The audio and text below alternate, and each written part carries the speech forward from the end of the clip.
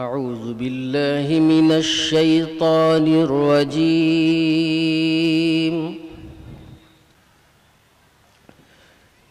بسم الله الرحمن الرحيم.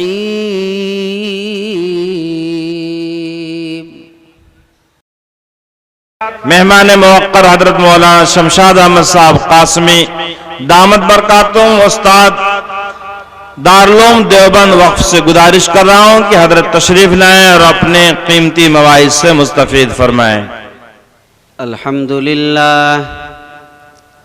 لله نحمده ونستعينه ونستغفره ونؤمن به ونتوكل عليه ونعوذ بالله من شرور أنفسنا ومن سيئات أعمالنا.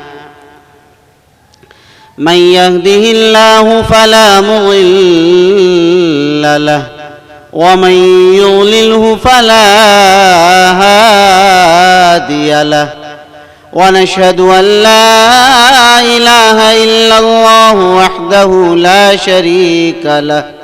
ونشهد أن سيدنا وسندنا وحبيبنا وشفيعنا ومولانا محمد عبده ورسوله. أعوذ بالله من الشيطان الرجيم. بسم الله الرحمن الرحيم. لقد كان لكم في رسول الله أسوة حسنة. صدق الله العظيم. يا صاحب الجمال ويا سيد البشر. يا صاحب الجمال ويا سيد البشر. من وجهك المنير لقد نور القمر. لا يمكن الثناء كما كان حقه. بعد از خدا بزرگ توی قصہ مختصر. انہی کی محفل سنوارتا ہوں چراغ میرا ہے رات ان کی. انہی کی محفل سنوارتا ہوں چراغ میرا ہے رات ان کی. انہی کے مطلب کی کہہ رہا ہوں زبان میری ہے بات ان کی. شوق یہ ہے کہ اندھیروں میں چراغاں کر دوں. شوق یہ ہے کہ اندھیروں میں چراغاں کر دوں. شمع ایمان کو ہر دل میں فروزاں کر دوں. حضرت صدر محترم اسٹیج پر رونق افروز نہایت ہی معزز اور موقر علماء کرام، دانشوران عظام، بزرگوں اور دینی بھائیوں، آپ اپنے محبوب ادارہ مدرسہ بیت العلوم سرائے میر اعظم گڑھ کے سالانہ عظیم الشان اجلاس عام میں تشریف فرما ہیں. حق تعالی شانہ ہماری اور آپ سب کی حاضری کو بے حد قبول فرمائے. بزرگوں، جیسا کہ ابھی آپ حضرات نے سنا کہ حضرت مولانا محمد سفیان صاحب قاسمی دامت برکاتہم العالیہ محتمم دارالعلوم وقف دیوبند کو تشریف لانا تھا، لیکن کسی عذر کی بنیاد پر حضرت والا تشریف نہیں لا سکے، اور مجھے حکم دیا کہ آپ حضرات کے درمیان پہنچ کر ان کی طرف سے حاضری لگا سکوں. اسی لیے آپ حضرات کے درمیان حاضر ہوں اور چند منٹ میں قرآن مجید کی جو مختصر سی آیت کا ایک ٹکڑا میں نے پڑھا ہے اس کی مختصر سی تشریح پیش کر دوں. میرے بھائی، یہ سرزمین علم و حکمت کی سرزمین ہے. یہ ادارہ علم و معرفت کا سنگم اور سرچشمہ ہے، جہاں سے بڑے بڑے اہل علم، بڑے بڑے اہل دل، صاحب نسبت اور صاحب معرفت اہل اللہ اٹھے ہیں اور استفادہ کر کے سارے عالم کے اندر خدمات انجام دے رہے ہیں، اور یہ سلسلہ تاحال جاری ہے۔ آپ حضرات اور ہم سب یہاں سے استفادہ کر رہے ہیں۔ دعا فرمائیں کہ حق تعالی شانہ اس میخانے کو تا قیامت اسی طرح آباد و شاداب رکھے۔ میرے بھائیوں، ابھی میں نے آپ کے سامنے قرآن مجید کی ایک آیت کا ٹکڑا آپ کے سامنے میں نے تلاوت کی ہے، لَقَدْ كَانَ لَكُمْ فِي رَسُولِ اللَّهِ أُسْوَةٌ حَسَنَةٌ، جس کا سادہ سا ترجمہ یہ ہے کہ یقیناً تم لوگوں کے لیے اللہ کے رسول سرکار دو عالم صلی اللہ علیہ وسلم کی ذات گرامی میں، آپ کی سیرت طیبہ اور آپ کی پاکیزہ زندگی میں ایک بہترین نمونہ اور ایک عمدہ آئیڈیل رکھ گیا ہے۔ اس آیت میں حق تعالی شانہ نے لقد کان لکم جمع کا صیغہ استعمال فرمایا، جس میں ہر ایک کو مخاطب کیا ہے۔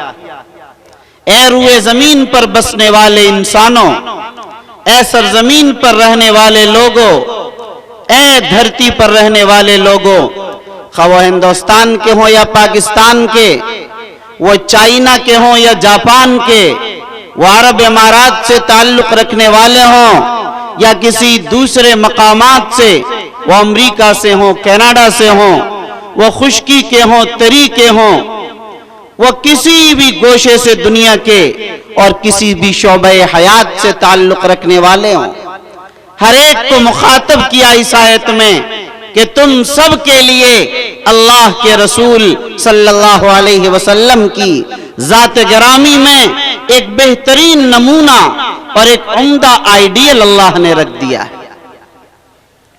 گویا آپ کی زندگی سارے انسانوں کے لیے نمونہ ہے اور سارے انسانوں کو زندگی گزارنے کے لیے ایک بہترین آئیڈیل عطا فرما دیا ہے۔ اسی کو شیخ سعدی نے کہا تھا کہ مپندار سعدی کے راہ صفا، تواں رفت جز بر پے مصطفیٰ، خلاف پیمبر کسے رہ گزید کہ ہرگز بمنزل نخاد رسید۔ اے سعدی، یہ گمان مت کرنا کہ نقش پائے محمد الرسول اللہ صلی اللہ علیہ وسلم پر چلے بغیر تم کامیاب ہو جاؤ گے، یقیناً یہ تمہارا خام خیال ہوگا، اس کے بغیر تم کامیاب نہیں ہو سکتے۔ جس کو علامہ اقبال نے کہا تھا محمد کی اطاعت دین حق کی شرط اول ہے، اسی میں ہو اگر خامی تو سب کچھ نامکمل ہے۔ دوسرے مقام پر اقبال نے کہا تھا کہ کی محمد سے وفا تو نے تو ہم تیرے ہیں، یہ جہاں چیز ہے کیا لوح و قلم تیرے ہیں۔ میرے بھائیوں، سیدنا حضرت حذیفہ بن الیمان رضی اللہ تعالیٰ عنہ صحابی رسول ہیں۔ ایران کے بادشاہ شہنشاہ کسریٰ کو اسلام کی دعوت کے لیے تشریف لے جاتے ہیں۔ جب پہنچتے ہیں تو انواع و اقسام کے کھانے دسترخوان پر لگے ہوتے ہیں، کھانے کے لیے تشریف رکھتے ہیں۔ کھانے کے درمیان کبھی روٹی کا ٹکڑا گر جاتا ہے، چاول کے دانے گر جاتے ہیں، سالن کے شوربہ کے قطرات گر جاتے ہیں۔ حضرت حذیفہ بن الیمان رضی اللہ تعالیٰ عنہ ان گرے ٹکڑوں کو اٹھا کر منہ میں ڈال لیتے ہیں، ان گرے چاول کے دانوں کو اٹھا کر کھا لیتے ہیں، ان گرے سالن کے شوربہ کے قطرات کو چاٹ لیتے ہیں۔ قریب میں بیٹھے ساتھیوں نے کہا یا سیدی حذیفہ بن الیمان، یا سیدی حذیفہ بن الیمان، اے میرے آقا حذیفہ بن الیمان، یہ آپ کیا کر رہے ہیں؟ یہ مکہ اور مدینے کی سرزمین نہیں، یہ تو ایران اور روم کی سرزمین ہے۔ اے میرے آقا حذیفہ بن الیمان، خدا را یہ تہذیب یافتہ متمدن قوموں کی سرزمین ہے، یہ آپ کیا کر رہے ہیں؟ یہ ایک اللہ کے سامنے سر ٹیکنے والوں کی سرزمین نہیں، یہ تو لاکھوں کروڑوں بتوں کے سامنے سر ٹیکنے والوں کی سرزمین ہے۔ خدا را یہ لوگ کہیں گے کہ دیکھو محمد الرسول اللہ کے اصحاب کتنے حریص اور کتنے لالچی اور کتنے دنوں کے بھوکے معلوم ہو رہے ہیں، شاید انہیں کھانے کو ٹکڑا بھی نصیب نہیں، ان گرے ٹکڑوں کو اٹھا کر یہ کھا رہے ہیں۔ خدا را آپ ان گرے ٹکڑوں کو دسترخوان سے اٹھا کر نہ کھائیں۔ میرے بھائیو، آپ نے سنا ہوگا، محفوظ کر لیا تاریخ نے اس جملے کو سیدنا حذیفہ بن الیمان کا۔ سیدنا حذیفہ بن الیمان نے شہنشاہ کسریٰ کے دربار میں ان کے دسترخوان پر ان کے وزراء کی موجودگی میں کہا تھا، اترک سنت حبیبی لہؤلاء الامقا، کیا میں ان احمقوں کی وجہ سے اپنے آقا، اپنے مولا، اپنے محبوب سرکار دو عالم صلی اللہ علیہ وسلم کی سنت کو چھوڑ دوں؟ یہ نہیں ہو سکتا۔ میرے بھائیوں، میرے بزرگوں، 15ویں صدی کے مسلمانوں کو سیدنا حذیفہ بن الیمان کا یہ پیغام تھا، اے لوگو تم کہیں اور کسی حال میں بھی رہو، تم آقا کی سنتوں کو نہ چھوڑنا۔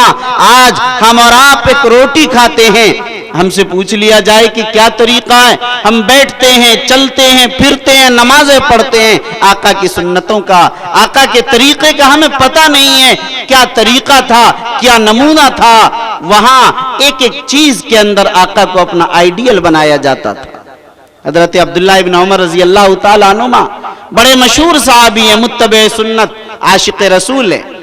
عبداللہ ابن عمر رضی اللہ تعالیٰ عنہما ایک موقع پر حج سے واپس تشریف لا رہے، راستے میں اتر کر اپنی سواری سے اونٹوں سے سفر ہوتا تھا، استنجا کیا، دوبارہ اپنی سواری پر تشریف رکھ کے تھوڑی ہی دور چلے تھے، پھر اپنی سواری سے نیچے تشریف لائے اور پھر استنجا کے لے گئے۔ جب واپس آئے تو رفیق سفر نے پوچھا کہ حضرت آپ کے پیٹ میں درد ہے، پیچش ہے، تکلیف ہے، کوئی پریشانی ہے؟ ابھی تو آپ نے استنجا فرمایا تھا تھوڑی دیر پہلے ہی، پھر آپ استنجا کے لئے تشریف لے گئے، کیا معاملہ، کیا ماجرا ہے؟ عبداللہ ابن عمر نے بڑا تاریخی جواب دیا تھا، فرمایا کہ میرے پیٹ میں نہ درد ہے، نہ تکلیف، نہ پیچش ہے، نہ کوئی پریشانی۔ حجۃ الوداع کے موقع پر اپنے آقا، اپنے محبوب سرکار دو عالم صلی اللہ علیہ وسلم کو اسی موقع پر اتر کر استنجا کرتے ہوئے دیکھا تھا۔ ابن عمر کو استنجا کی حاجت اور ضرورت تو نہیں تھی، مگر آقا کی اتباع میں صورت بنا کر بیٹھ گیا تھا، اس لیے گیا تھا۔ یہ ہے لقد کان لکم فی رسول اللہ اسوۃ حسنہ، یہ بشری تقاضے ہیں، طبعی تقاضے ہیں، لیکن اس کے اندر بھی صحابہ آقا کی سنت کو، آقا کی زندگی کو اپنا نمونہ اور آئیڈیل بنایا کرتے تھے۔ سیدنا حضرت شیخ عبد القادر جیلانی رحمت اللہ علیہ کا ایک بڑا اہم واقعہ مجھے یاد آتا ہے۔ حکیم الامت حضرت تھانوی نور اللہ مرقدہ نے لکھا ہے کہ سیدنا شیخ عبد القادر جیلانی رحمت اللہ علیہ کی خدمت میں ایک مرید آیا، خدمت اقدس میں اس نے تربوز پیش کیا، ہدیہ لے کر آیا۔ حضرت جیلانی کو پیش کر رہا، حضرت نے لینے سے انکار کر دیا، دوبارہ پیش کیا، انکار کر دیا، تیسری مرتبہ پیش کیا، حضرت نے منع فرما دیا۔ چوتھی مرتبہ جب وہ شخص لے کر آیا، حضرت نے فرمایا کہ بھائی اگر دینا ہی ہے تو جاؤ کل لے کر آنا۔ وہ شخص مرید ہے، چلا جاتا ہے، کروٹیں بدل کر رات گزارتا ہے، صبح ہوتی ہے پھر خدمت اقدس میں لے کر حاضر ہو جاتا ہے، پیش کرتا ہے، حضرت قبول فرما لیں۔ حضرت نے آج پہلی ہی مرتبہ میں تربوز قبول کر لیا۔ قریب میں بیٹھے مرید نے پوچھا کہ حضرت کل یہی شخص تھا، یہی تربوز لے کر آیا تھا، خدمت اقدس میں پیش کرتا رہا، اصرار کرتا رہا اور آپ انکار فرماتے رہے، اور آج پہلی ہی مرتبہ میں آپ نے قبول کر لیا، کیا ماجرا ہے؟ مسلمان غور سے سننا، سیدنا شیخ عبد القادر جیلانی رحمت اللہ علیہ نے جو جواب دیا تھا وہ آب زر سے لکھنے کے قابل ہے۔ حضرت شیخ عبد القادر جیلانی رحمت اللہ علیہ نے فرمایا کہ بات یہ تھی، کل جب یہ شخص آیا تھا اور خدمت اقدس میں پیش کر رہا تھا، عبد القادر کو اطمینان نہیں تھا کہ تربوز یا ان جیسے پھلوں کو میرے آقا، میرے محبوب صلی اللہ علیہ وسلم نے چاقوؤں سے کاٹ کر کھایا، توڑ کر کھایا، کس طریقے سے کھایا ہوگا۔ آج رات کتابوں کی ورق گردانی کی، تحقیق و تفتیش کی، علماء سے رجوع کیا، جب اطمینان ہو گیا اس کے بعد آج میں نے قبول کر لیا۔ ایک तरबूज खाने में मामूली सा मसला है, लेकिन उसमें भी आका की सुन्नत पेश नजर है।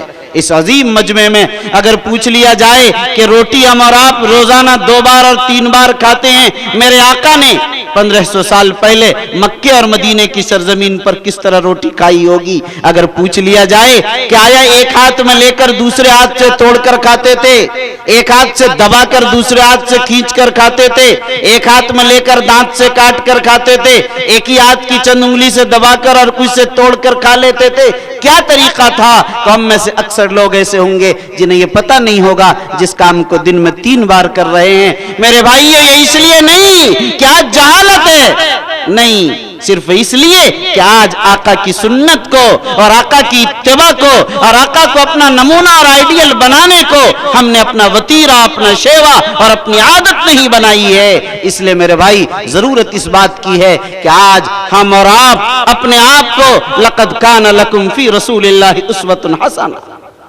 हुज्जतुल इस्लाम, कासिमुल उलूम वल खैरात, बानी दारुल उलूम देवबंद हजरत मौलाना कासिम नानोतवी रहमतुल्लाह अलैह का वाकया तो बड़ा मशहूर है। 1857 की जिहाद शामली के बाद अंग्रेजों ने वारंट जारी कर दिया था कि जहां ये लोग मिल जाएं, इन्हें गिरफ्तार कर लिया जाए और भागते हुए मिले तो इन्हें गोली मार दी जाए। शूट वारंट जारी है। मुरीदों ने कहा कि हजरत, आप छत्ता मस्जिद में इसी तरह बैठ रहे, खुदारा छुप जाएं, गिरफ्तार कर लेगी अंग्रेजों की पुलिस। अजियतनाक जेल और तकलीफ दे और खतरनाक किस्म की जेल है इनकी। गिरफ्तार कर लिया गया तो हम लोगों को ये तकलीफ बर्दाश्त नहीं होगी, हम इसे बर्दाश्त नहीं कर सकेंगे, खुदारा आप छुप जाएं। जब बहुत इसरार बड़ा शागिर्दों का, मुरीदों का, मुताल्लिकीन का, मुतवस्सिलीन का, हजरत छुप गए। 1 दिन छुपे रहे, 2 दिन छुपे रहे, 3 दिन छुपे रहे, तीसरे दिन बाहर तशरीफ लिया। मुरीदों ने कहा कि हजरत, आपने भी तो मजाक बना रखा है, आप 3 दिन में बाहर तशरीफ ले आए, महीनों छुपना पड़ेगा। अंग्रेजों की पुलिस मुसलसल गश्त कर रही है। हजरत गंगोई गिरफ्तार किए जा चुके हैं, खुदारा आप छुप जाएं। हजरत नानोतवी ने फरमाया कि भाई, तुम समझते हो कि कासिम किसी डर से छुप गया किसी के? याद रखो, कासिम तो सिर्फ इसलिए छुपा था कि मेरे आका, मेरे महबूब किबरिया सरकार दो आलम सल्लल्लाहु अलैहि वसल्लम मक्कतुल मुकर्रमा से हिजरत करते हुए मदीनतुल मुनव्वरा तशरीफ ले जाते हुए गारे सौर में आप भी सिर्फ 3 दिन छुपे थे, इसलिए मैं भी 3 दिन उसी आका की इत्तिबा में छुप गया था, किसी के डर और खौफ से नहीं छुपा था। यह लक़द कान लकुम फी रसूलिल्लाहि उस्वतुन हसना। हमारे अकाबिर, हमारे असलाफ की जिंदगियों में ऐसी इत्तिबा, ऐसी पैरवी, ऐसा नक्श कदम पर चलने का जज्बा आप अंदाजा भी नहीं कर सकते। ये वाक़यात आपको बताएंगे किस अंदाज पर उनका अंदाज था। अबू दाऊद शरीफ की रिवायत है, सरकार दो आलम सल्लल्लाहु अलैहि वसल्लम ने उस मौके पर, रात का वाक़या है, लैलतुत तारीस के नाम से हदीस की किताबों में मारूफ है।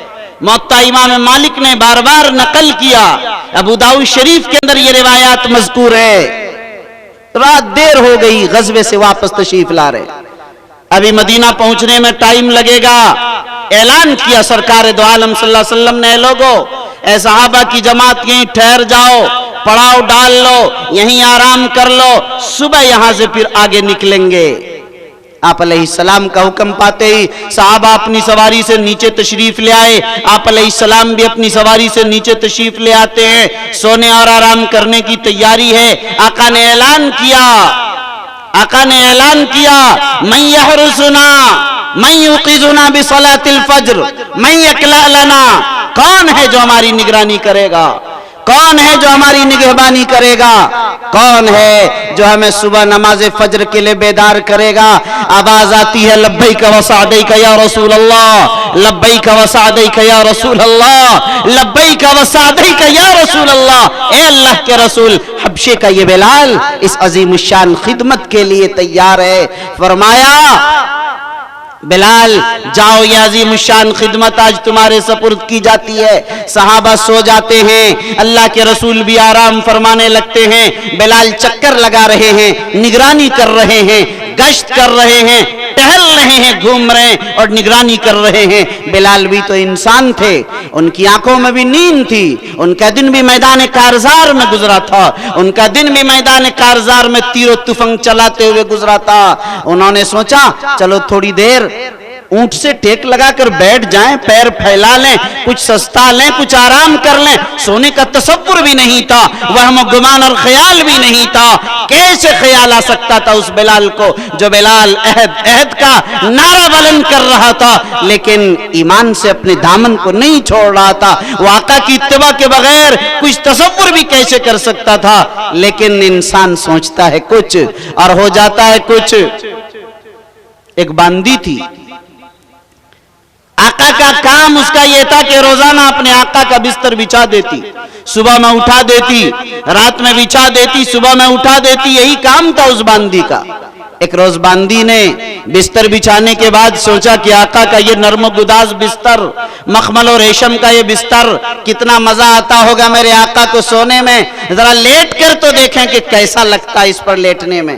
وہ باندی جسے سونے کے لیے مخمل و ریشم تو درکنار چٹائی بھی نصیب نہیں ہوتی تھی، زمین پر لیٹا کرتی تھی، جو ہی مخمل و ریشم کے اس بستر پر لیٹتی ہے آنکھ لگ جاتی ہے، سو جاتی ہے، سوتی رہتی ہے، یہاں تک کہ اس کے آقا کے سونے کا وقت آ جاتا ہے۔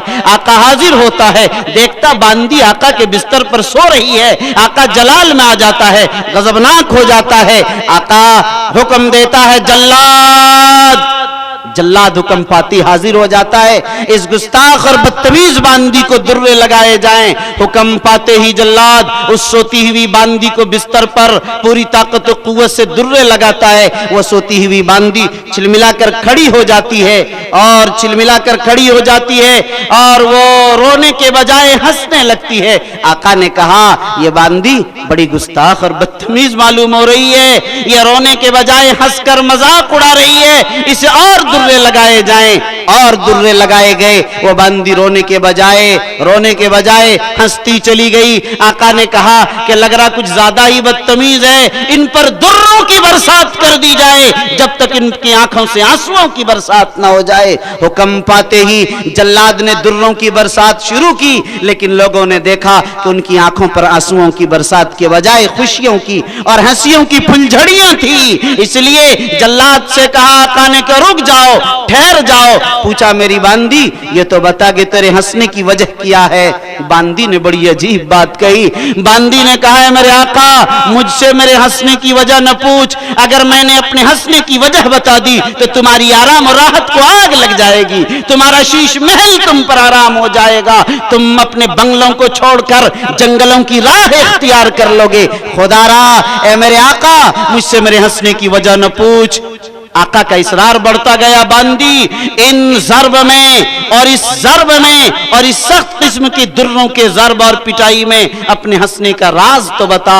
باندی نے پھر وہی دہرایا، لیکن جب آقا کا اصرار غالب آ گیا باندی نے کہا میرے آقا لو سنو، میرے ہنسنے کی وجہ صرف اتنی ہے کہ میں نے دیکھا کہ اس بستر پر تھوڑی دیر جب سونے کی سزا آقا اس طرح دے سکتا ہے تو میرا آقا جو اس بستر پر سالوں سال سے سو رہا ہے، اس آقا کا آقا احکم الحاکمین کل قیامت اور میدان محشر میں اسے کتنی سزا دے گا۔ اس پر میں ہنس رہی۔ انسان سوچتا ہے کچھ اور ہو جاتا ہے کچھ۔ بلال حبشی نے بھی سونے کا تصور بھی نہیں کیا تھا، وہم و گمان اور خیال بھی نہیں تھا۔ بلال جو ہی ٹیک لگاتے ہیں، بیٹھتے ہیں، پیر پھیلاتے ہیں، آنکھ لگ جاتی ہے، سو جاتے ہیں، سوتے رہتے ہیں، فجر کا وقت آ جاتا ہے، آقا بھی سو رہے ہیں، صحابہ بھی آرام فرما ہے، بلال نگراں بھی سو رہے ہیں، اس طرح پورا کا پورا مدرسہ سو رہا ہے، سبھی سوتے رہے۔ فجر کا وقت آ گیا، سورج طلوع ہو گیا، سورج کی کرنیں سب سے پہلے رخ مصطفیٰ صلی اللہ علیہ وسلم پر پڑتی ہیں۔ آقا بیدار ہو جاتے ہیں، N Bilal N Bilal N Bilal, اور بلال کہاں چلے گئے؟ بلال ڈر کے مارے آنکھ کھلتی ہے، سہمے ڈرتے ڈرتے اے میرے آقا جس ذات احکم الحاکمین نے آپ حضرات کی آنکھوں میں نیند دی تھی اسی ذات احکم الحاکمین نے میری بھی آنکھ میں نیند دے دی۔ میرے بھائیوں، پھول پور کے سرائے میر کے اعظم گڑھ کے مسلمانوں، آپ کہیں گے کہ اس ذات کی آنکھ کیسے لگ جائے گی جو تو دنیا کو سوتے ہوئی دنیا کو جگانے آیا تھا، اقیم الصلاۃ وآتوا الزکاۃ کا پیغام سنانے کے لیے آیا تھا، جو سوتی ہوئی قوموں کو بیدار کرنے کے لیے آیا تھا۔ لیکن میرے بھائیوں، میں کیا کہوں، میں کیا کروں؟ اگر میں کہہ دوں کہ آقا کی نماز فجر قضا نہیں ہوئی تو ابو داؤد شریف اور موطا مالک کی روایات کی تکذیب لازم آتی ہے، اور اگر کہہ دوں کہ آقا کی نماز قضا ہوئی تو عشق محمدی کو ٹھیس لگتی ہے۔ لیکن کیا کروں؟ اچانک میری نظر جاتی ہے علامہ مولانا خلیل احمد سہارنپوری رحمۃ اللہ علیہ کی کتاب بذل المجہود پر۔ حضرت مولانا نے مسئلے کو حل کر دیا اور فرمائے لوگوں پریشان ہونے کی ضرورت نہیں، محمد الرسول اللہ کی نماز قضا نہیں ہوئی بلکہ احکم الحاکمین نے محمد کی نماز قضا کرائی، اس لیے کہ اے محمد اگر تمہاری زندگی میں نماز قضا نہیں ہوگی آنے والے کمزور امتیوں کو نماز قضا کا نمونہ کہاں سے ملے گا؟ یہ ہے لقد کان لکم فی رسول اللہ اسوۃ حسنہ۔ آقا کی زندگی میں ہر پہلو سے نمونہ موجود ہے، ہر پہلو سے، غریب ہو، امیر ہو، پڑھا لکھا ہو، جاہل ہو، تاجر ہو، کاشتکار ہو، کسی طبقے سے تعلق رکھنے والا، وہ 100% بدرجہ اتم آقا کی زندگی میں اپنے نمونے کو پا لے گا۔ اس لیے میرے بھائیوں، آپ حضرات بیت العلوم سرائے میر کے اس عظیم الشان اجلاس میں جمع ہیں اور اپنے پیر و مرشد حضرت مولانا مفتی احمد اللہ صاحب پھول پوری دامت برکاتہم العالیہ کی خدمت میں آپ حضرات تشریف فرما، اور اس ادارے کو، جس چمن کو گل گلزار بنایا تھا، ان کے والد محترم ہم سب کے پیر و مرشد حضرت مولانا مفتی عبداللہ صاحب پھول پوری رحمت اللہ علیہ نے آج اس چمن کی زیارت کے لیے اور اس کی کارکردگی کے لیے آپ حضرات تشریف فرما ہیں اور اپنی آنکھوں دیکھ رہے ہیں۔ اس لیے آج یہاں سے وہ پیغام لے کر جائیں کہ ادارہ علم معرفت کا سنگم ہے، آپ کا دل بھی علم اور معرفت دونوں سے لبریز ہو، جہاں آپ کا تعلق ہے وہاں اللہ والوں سے تعلق ہو، تاکہ آپ کا قلب اللہ سے جڑ جائے، آپ کا رشتہ خدا سے مضبوط اور مستحکم ہو جائے، سرکار دو عالم صلی اللہ علیہ وسلم کی محبت آپ کے دل میں جاگزی ہو جائے۔ جب عشق محمدی کے اندر آپ آ جائیں گے اور آپ کا قلب اس کے ذریعے معمور ہو جائے گا، یقین مانیے دنیا کی رنگینیاں، دنیا کی بقلمونیاں، دنیا کی چمک، دنیا کی دھمک، دنیا کی عیش، دنیا کی عشرت، دنیا کی پریشانی، دنیا کی راحت اور یہ دنیا کی ساری دوڑ بھاگ اور تگ و دو جو دیکھ رہے ہیں، جو دنیا اور دنیا اور دنیا ہے، خدا کی قسم یہ سب پیچھے رہ جائے گی۔ اللہ جب آپ کے قلب میں آ جائے گا، دل میں آ جائے گا، دماغ میں آ جائے گا، جسم میں آ جائے گا، آزا اللہ اللہ کرتے رہیں گے۔ یہی مقصد ہے ان اداروں کا اور یہی مقصد ہے اس اجلاس کا۔ حق تعالی شانہ ہم سب کو ہر طرح سے حضرت والا سے فیوز و برکات سے استفادے کی توفیق نصیب فرمائے اور اس گلزار کو تا قیامت آداب و شاداب رکھے۔ آمین۔ وآخر دعوانا ان الحمدللہ رب العالمین۔